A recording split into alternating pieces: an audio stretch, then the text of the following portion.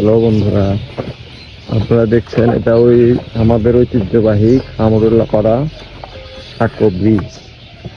এখানে দেখার মতো সৌন্দর্য অনেক কিছুই আছে।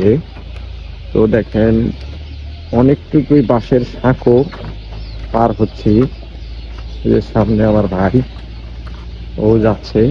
সৌন্দর্য দেখার মতো এটা যুগ যুগের মতো এটা হয়ে আসতেছে। আমরা ছোটবেলার থেকে দেখতে পেরেছি এই ব্রিজটা, এখনো এই ব্রিজটা এরকমই আছে। সরকার চেঞ্জ হয়েছে, সবকিছুই চেঞ্জ হয়েছে, কিন্তু রীতি চেঞ্জ হয় না, এই ব্রিজটা এরকমই আছে।